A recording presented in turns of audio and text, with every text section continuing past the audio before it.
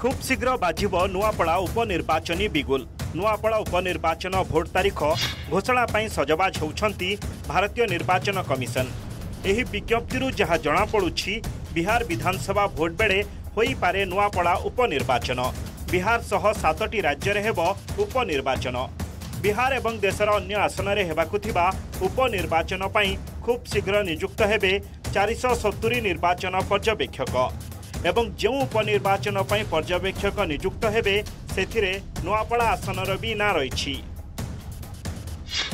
राजेंद्र ढोलकिया वियोग पर खाली पड़ी नुआपड़ा विधानसभा आसन। साधारणतः 6 मास भितर एथिपाई होइथाए उपनिर्वाचन। आगकू बिहार भली राज्य में साधारण निर्वाचन थिबारु बिहार सहित नुआपड़ा पई होई पारे उपनिर्वाचन आउ जहा भारतीय निर्वाचन कमिशन को एही विज्ञप्ति जना पड़ुछि।